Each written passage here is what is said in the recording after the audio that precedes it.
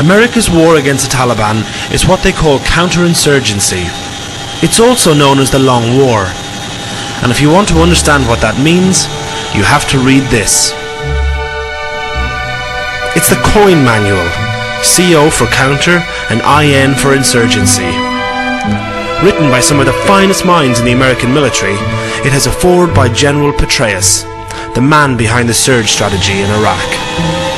It's a modern military textbook for winning hearts and minds and outwitting the enemy.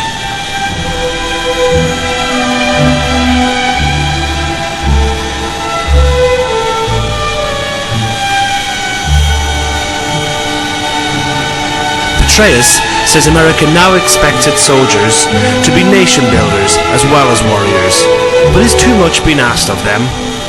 This is, after all, still a war.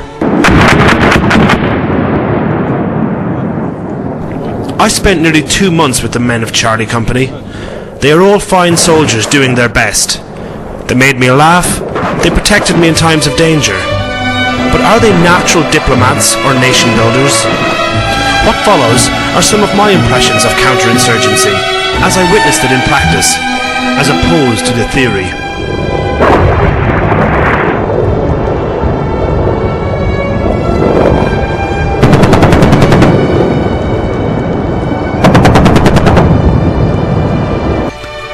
Counterinsurgents often achieve the most meaningful success in garnering public support, with activities that do not include killing insurgents. Though again, killing clearly will often be necessary. For all the rhetoric of activities that do not include killing, this is a fight. And it's when these soldiers are under attack that you see them at their best. They remain calm under pressure. Now we're finding even closer to it. Never ends around this place. Let's do a sweep 2 kilometers to the west just to verify that there's no ACM in that area. But there is another part of soldiering, and that is reveling in the death of your enemy.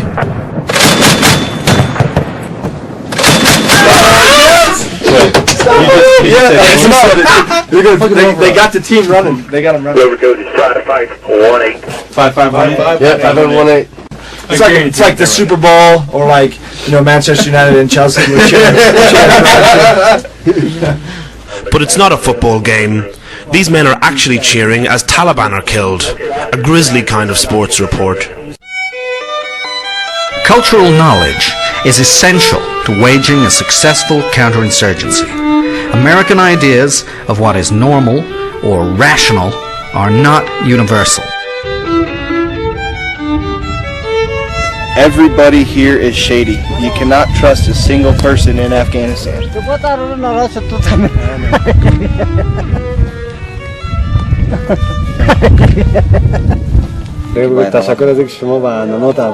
Say thank you so much that you are keeping a lot of respect for our culture and traditions. No problem.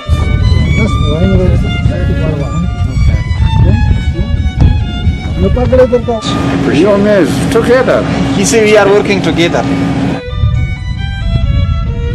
It all comes down to cooperation. We have medical professionals that can help you with your medical needs. All of this is, the purpose of all this is to bring you closer to your government, the Afghan government. So can I get a pledge from each and every one of you to support your government? Are you guys going to do that? The Afghan men listen politely, but say nothing. Alright, if you do that, we will get along very well.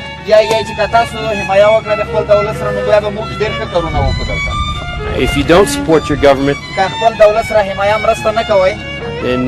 you're going to be the people that the ANA and myself are looking for. Because they are Waziri people.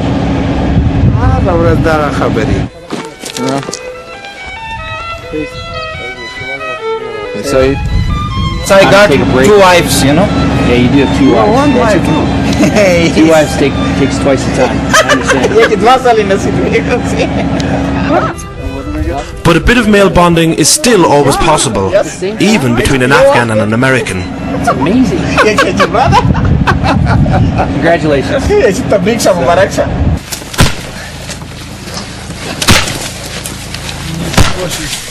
Executing coin operations is complex, demanding, and tedious. There are no simple, quick solutions. It's 1 year ago today, May 6th, we left Vicenza for a tour in Afghanistan. We still have 3 months to go. So it's like an extended prison sentence, really.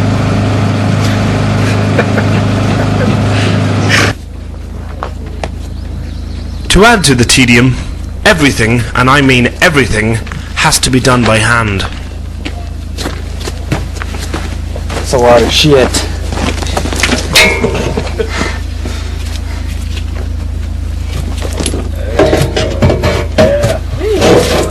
Burning shit.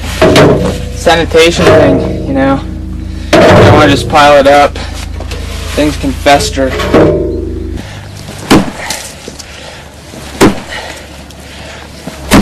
It's almost like all of this stuff that we're doing is worthless.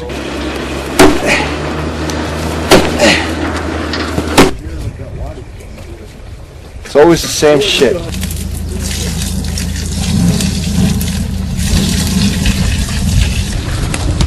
Well, we're Clearing fields of fire. clearing out the edge of the perimeter of the cop so that if they get into the wire, it's a big killing field out here with no obstacles.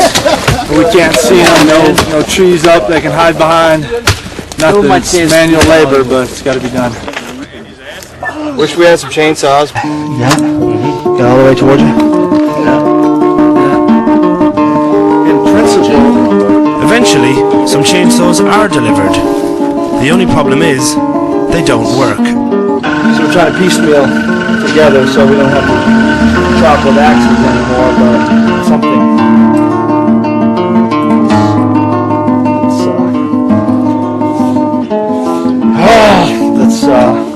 It's a no-fail situation. It has to work.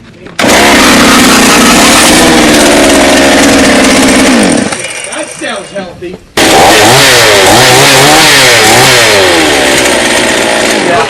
Yeah. Ain't happening. First Sergeant Collins, a man normally so calm under pressure and uncomplaining, finally cracked. As you can see, here lies 7 skeletons of chainsaws for 7 worker soldiers that are going to do absolutely no good to anybody. It's probably $500 worth of equipment that doesn't work. If we would call back to the U.S. and say, hey, somebody in charge, we need quality chainsaws and quality stuff. So now I got to tell 71 soldiers, take your axes back out and swing.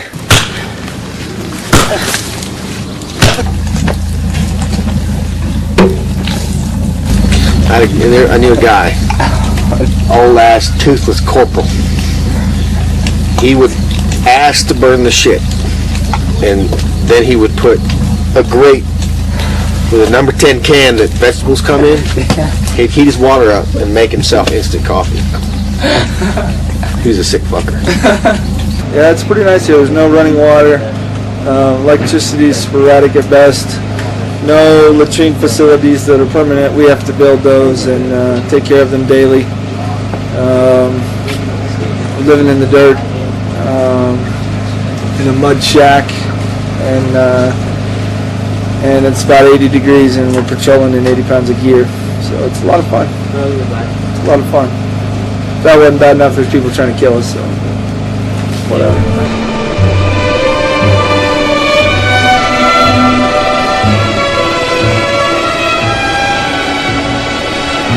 Having experienced counterinsurgency or coin on the ground, to be honest, it just feels like war by another name, with all the horror, tedium, and frustration of every war. And there doesn't seem to be any end in sight.